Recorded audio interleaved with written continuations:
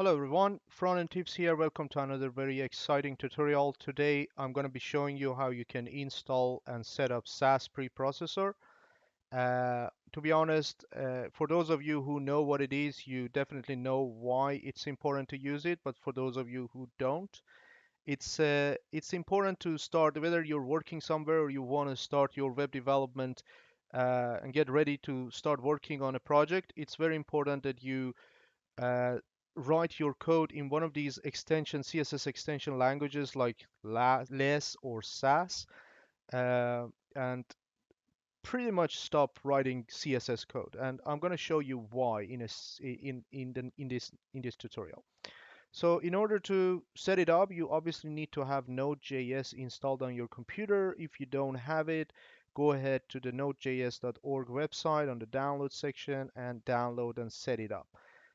In order to verify that it's installed either in your terminal in Mac or in command prompt in Windows, just run node-v and it will show you the version of it that is installed. And it comes with another tool called npm, which is Node Package Manager, and that's what we're going to use to install 3 node packages that I'm going to write here. So let's do npm install. We need gulp, we need browser sync, I'm just going to write it correctly, browser sync, and we need something called gulp SASS.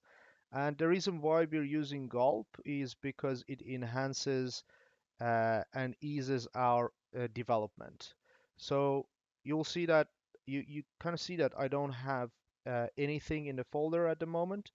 So what I'm going to do is I'm going to create a file called, I'm actually using Sublime Text for my code editor. So as you can see, there's nothing here. I'm going to go ahead and create a new file, and I will name it gulp file.js. Uh, I'm going to write this sort of Node.js uh, file in the Node.js JavaScript syntax. I'm going to say gulp var gulp. I'm going to require the package that we installed, gulp. I also going to say var browser sync, and I'm just going to say require browser sync as well. So browser sync, and also we had another file. Just going to create a variable called SASS, and I'm going to and I'm going to require gulp SASS, right? All right. Now, what I need to do is create a gulp task.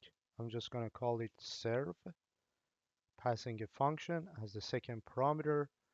And here I will write browser sync.init, pass an object, and inside that object there is a key called server, and I set the base dir to be the current directory that this file is, right, which is here.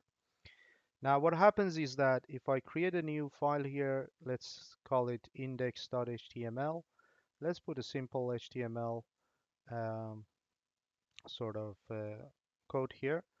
Um, I'm just going to say SASS intro or maybe SCSS. It's the newer version of SASS. And I'm just going to say hi here.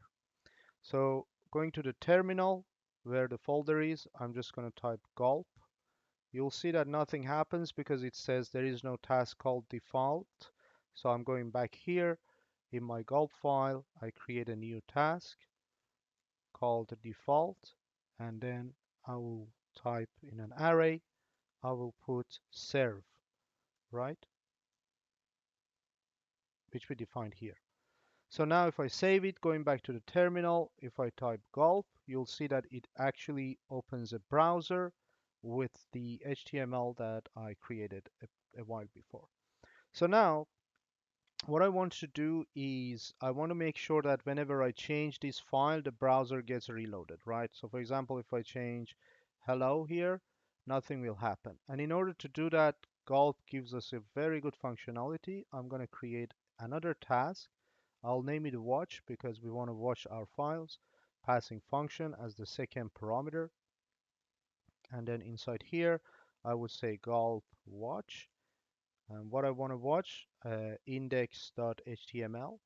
and on change, I want the browser sync to reload, right? As easy as that.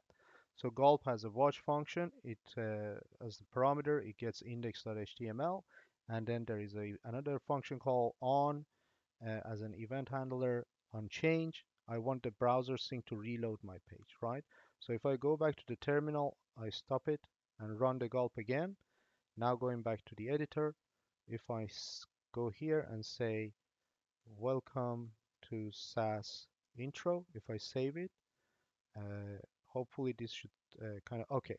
The reason why it doesn't work is because this browser sync needs to be added as the sort of the dependency of this function.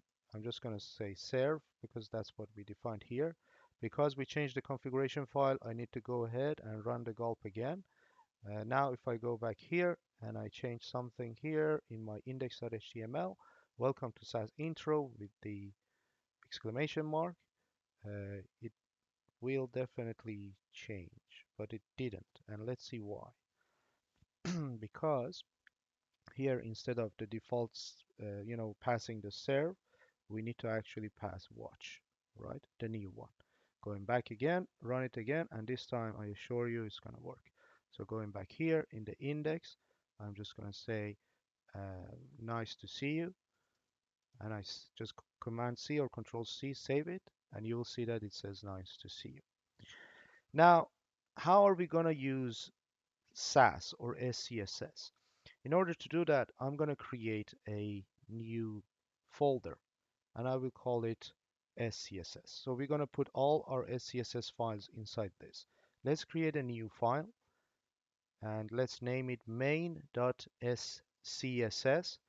Make sure that the suffix is SCSS, save. And SCSS files really are some sort of an extension files that you write the syntax in a new way, though they kind of you can actually write plain CSS code here in your SCSS file as well. So let's just put a body, uh, let's say background tomato, right? So this is the background color that I want to assign, but you see it's in my SCSS file. Let's now create actually another folder called CSS. And what I want to happen is that SCSS and this gulp here, this SASS file, is supposed to compile this sort of syntax into the plain CSS that we can use here. Make sure that you name the file, you kind of consider the name of the file that you want here. I said main.scss. Now, in order to tell gulp to kind of compile this file to the correct CSS file, you go again to gulp file, you create a new task, gulp task. Let's call it SCSS. I'm passing a function here, and the syntax here is a bit different. So I'm just going to return gulp.src. So my source is actually SCSS, anything that is in that folder with the suffix SCSS. In this case is main.scss. And then I use pipe function. So gulp.pipe. And then here I run this function, which is called SASS.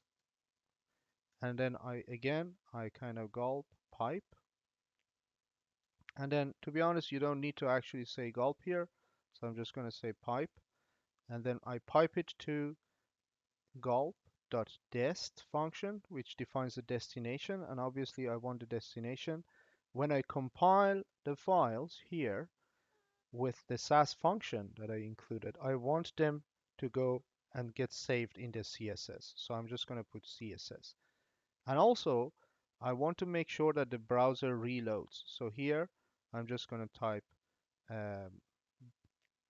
pipe, and then I'll say browser sync dot stream. It's a new function. So imagine that this is going to compile our file. So if I go to the browser and I just close this and I say gulp and then the name of the task, which is in this case SCSS, you'll see that there is an error here, unexpected token. So this means that I need to remove this extra thing here. Now if I do gulp sass SCSS, you will see that I have my main.css file with the same code that I entered here to be used, right? So now the only thing I need to do is going here in my head, I just create link, and then I will say main dot, actually it's in CSS folder, and then main.css, right? As easy as that.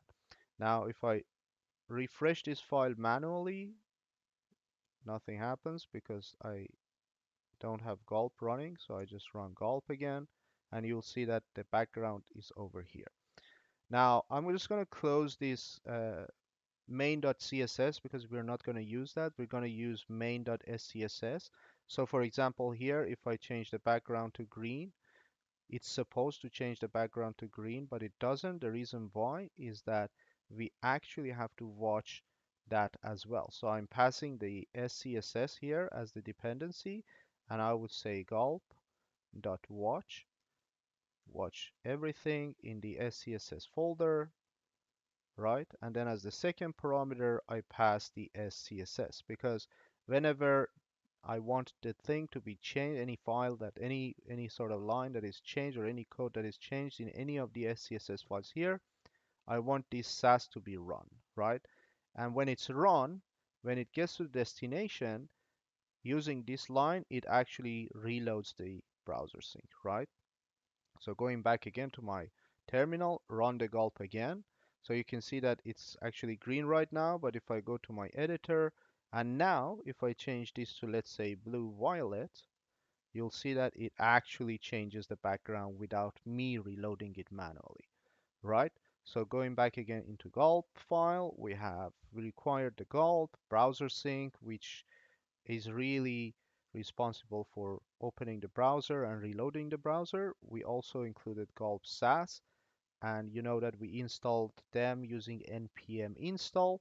Then I have one task in gulp which is called serve, which literally initializes the browser sync and tells that the server should start with the base directory in the main sass intro. Then we have a SCSS task which really compiles our SCSS files into the CSS files that got included in the index.html, right?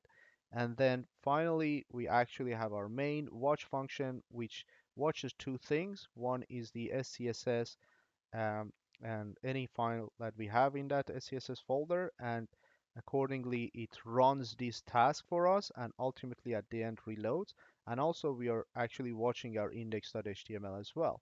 So if I go here and change it to, let's just put nice, you'll see that it actually changes these to nice, right?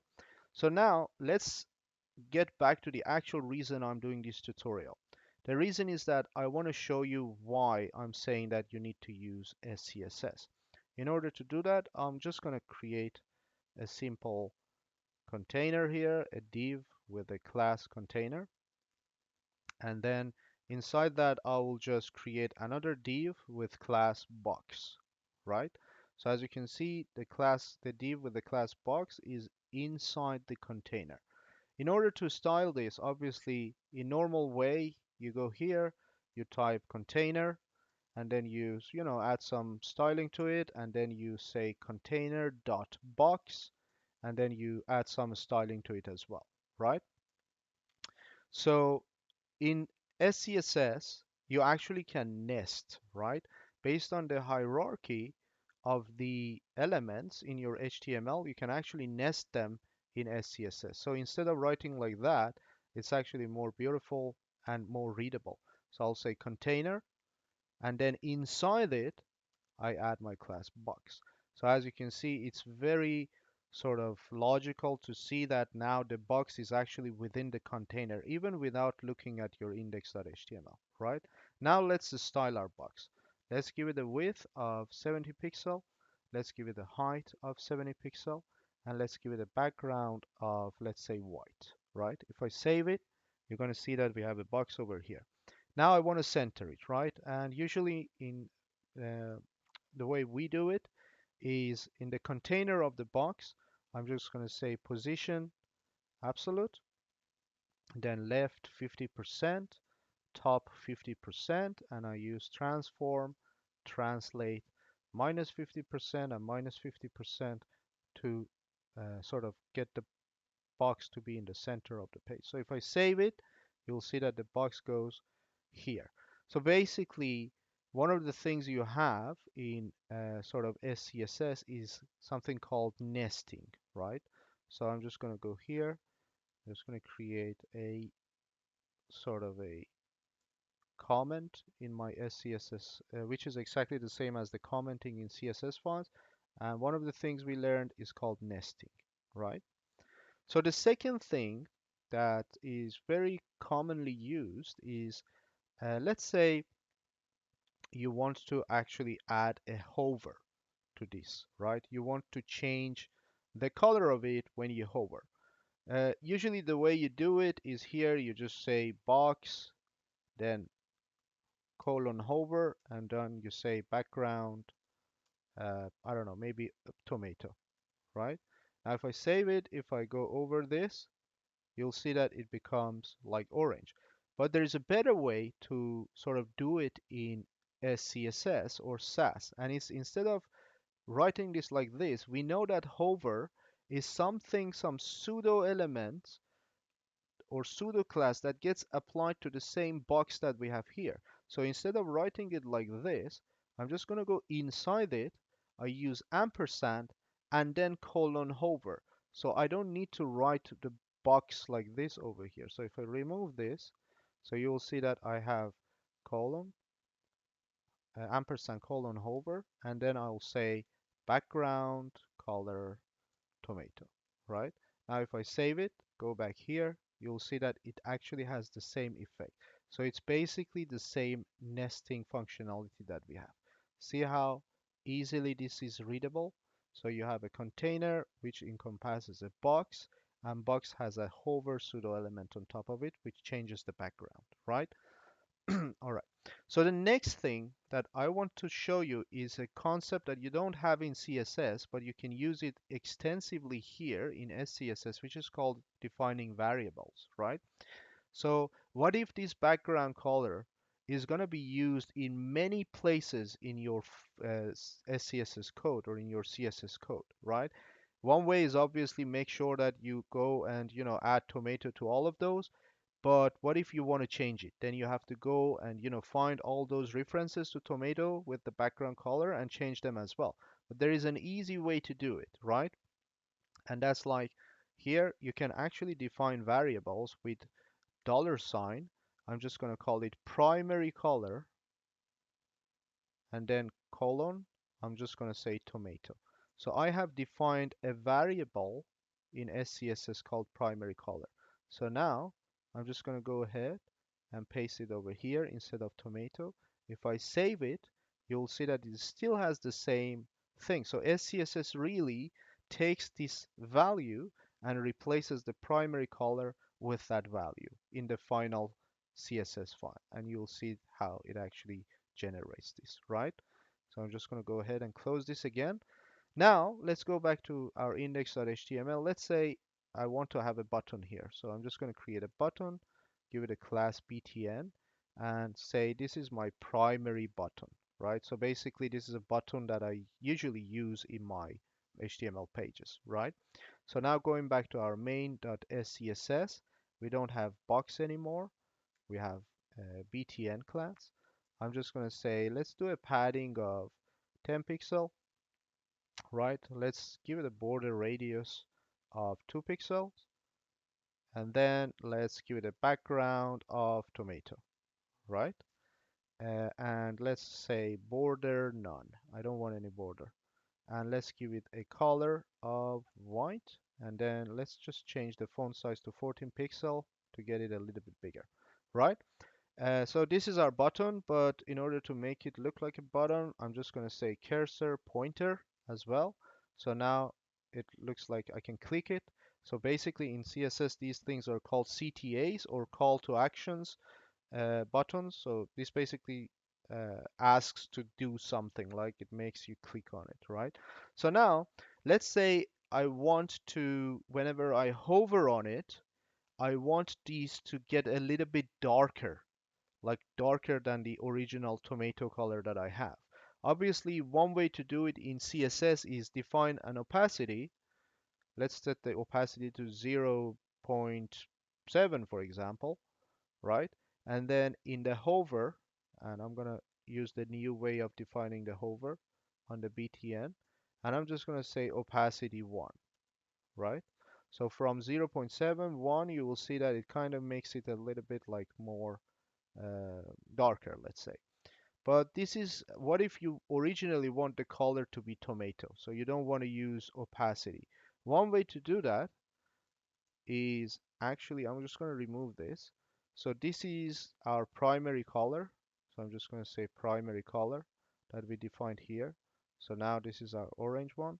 And then on the hover, SCSS or SAS has a function called darken, right? I can say now background. I'm going to use darken. I'm just passing the same color, primary color, and then I say, let's say 20%, right? So now, if I go on top of it, you'll see that it actually darkened the primary color with 20%. See how cool it is? And then we obviously can define a transition here. Let's say everything and then 0.5 seconds. And you'll see that it kind of morphs into the new color, which is a little bit 20% darker, right? And there are a lot of these functions. You can actually search for the functions in the SAS, and you get all the functions that you can.